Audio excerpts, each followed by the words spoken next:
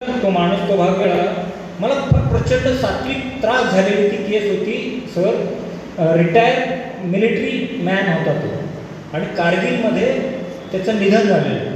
त्याची लमसम रक्कम काहीतरी मिळाली प्लस आता ते पुढची पेन्शन वगैरे चालू होणार कधी, तर त्या विधवा बाईंनी तिचे 2 फ्लॅट होते. तर म्हणजे सॉरी एकच फ्लॅट होता पण मोठा होता. तर तेवढा मोठा एकटीला काय करायचं, एक मुलगी ना आपण, म्हणून तिने तो विकला आणि छोट्या 1 BHK मध्ये शिफ्ट व्हायचा तिने निर्णय घेतला होता. साधारण 2.5 कोटी 2 कोटी 240 वगैरे आले होते पैसे. शुक्रवारी तुम्ही कधी रजिस्टर ऑफिसमध्ये गेलाय का? प्रॉपर्टी खरेदी विक्रीला कोणी गेलाय का? सगळेच गेले. शक्यतो तुम्हाला अनुभव आला असेल, सोमवारी मंगळवारी कधीच रजिस्ट्री होऊ देत नाहीत ती लोक. काहीतरी कारण सांगून शुक्रवारपर्यंत नेतात, काही कारण असतं. तर ह्या बाईचं तसंच केलं गेलं होतं आणि तो फ्रॉड जो उघडकीला आणला गेला तो असा आला.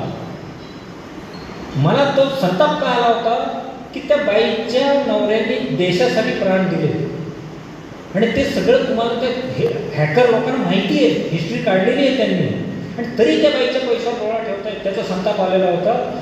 अर्धा तास मी आणि DCP आम्ही सगळे मिळून तो पकडून दाखवला, ताब्यात घेतला. घडलं असं होतं.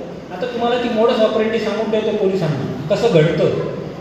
आता इथं रजिस्टर ऑफिस आहे की नाही माहीत नाही, असेल तर तिथला स्टाफ असा असेलच असं मी सांगत नाही, पण काही ठिकाणी हे घडतंय. होतं काय की प्रॉपर्टी खरेदी विक्री झाल्यावर 3 कॉपीज काढल्या जातात त्या प्रॉपर्टी कागदाच्या. 30-40 कागदाचा बंच असतो. 3 कॉपीज असतात. एक खरेदीदाराला दिली जाते, एक विक्रीला दिली जाते आणि रजिस्टर ऑफिस ठेवून घेते, बरोबर.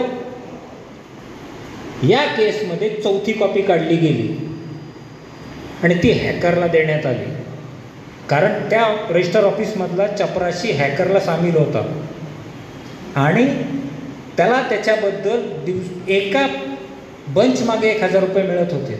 आता इमॅजिन करा, एका दिवसात तो शुक्रवारी 10,000 कमवत होता. 10 रजिस्टर झाल्या, 10 सेट दिले. आता तुम्हाला वाटेल रजिस्टरचं कागद दिल्याने काय होतं. तुम्हाला ज्यांना माहिती आहे त्यांना सांगतो, शेवटच्या पानावर काय असतं, इंडेक्स 2ला तुमची सगळी कुंडली असते, तुमचं आधार कार्ड, तुमचं बँक डिटेल्स, तुमचा फोटो, तुमचा अंगठा, तुमची सही, थोडक्यात तुमचं सगळं तिथं असतं. आणि आजकाल बायोमेट्रिक पद्धत निघालेली आहे. बँकेमध्ये पण हल्ली तुमचे फिंगरप्रिंट घेऊन खातं निघतं. तर त्या खात्याचा ॲक्सेस त्या माणसाने हॅकरने घेतला त्या बाईंच्या. शुक्रवारी ते पैशाचं ट्रान्झॅक्शन झालं, त्या बाईंनी खात्यात पैसे, आजकाल कॅश दिली, चेक दिला जात नाही रजिस्ट्रीमध्ये, तुमच्या बँकेत जमा होतात. तसे त्या बाईची बँकेत शुक्रवारी जमा झाले 4-5 वाजता आणि 6 वाजता त्या माणसाने त्या थंबच्या आधाराने बायोमेट्रिक्समधनं आधार कार्ड ॲक्सेस घेतला त्या बाईंचा. आधारवरनं बँककडे गेला. बँकेत तातडीने ऑनलाईन त्यांनी सांगितलं की माझा पासवर्ड विसरला आहे, मला नवीन पासवर्ड पाहिजे, तर माझा हा नवीन नंबर मला जोडायचा आहे. बँकेच्या लोकांनी फारसं काही न बघता तो म्हणत ते करत गेले आणि त्या बँकेचा अधिकृत ॲक्सेस त्या भामट्याकडे दिला. आणि त्यावेळेला बँकेत जे काही 2.5 कोटी जमा झाले होते ते त्यांनी 1 मिनिटात पळवले. भीषण आहे. आता तुम्ही म्हणा रजिस्ट्री कार्यालयात जायचं की नाही?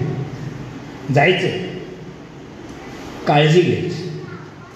शुक्रवारी, म्हणून सांगतो, शुक्रवारी शक्यतो फायनान्शियल ट्रान्झॅक्शन टाळा.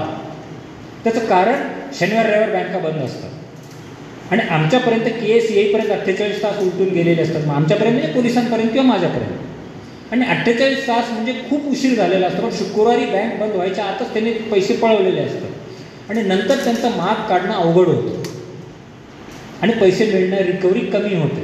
म्हणून शक्यतो शुक्रवारी ट्रान्झॅक्शन बंद करा. किरकोळ रकमेचे असतील तर करा, मोठ्या रकमेचे बंद करा. आणि तरी समोरचा घाईवर आला तर नॉन ऑफिस टायमिंगमध्ये पेमेंट करा.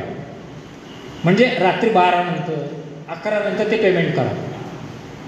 त्याला पैसे मिळाले अशी कारण आहे. कारण तुम्ही जसे रात्री झोपता तसे हॅकर पण रात्री झोपतात ना. त्यामुळे ते झोपले की मग तुम्ही ट्रान्झॅक्शन करा. तुमचं घर भाडं द्यायचं आहे, घरमालकाला समजा ऑनलाईन द्यायचं आहे, पहाटे 3 वाजता द्या ना किंवा सकाळी 4 वाजता द्या ना, त्याला काय नको आहे का? ऑन टाईम नका देऊ. इतके सोपे आयडिया सांगून ठेवल्या. आता थोडंसं सोशल मीडिया सांगतो आणि प्रश्नोत्तराकडे येऊ. बऱ्याच जणांना प्रश्न आहे.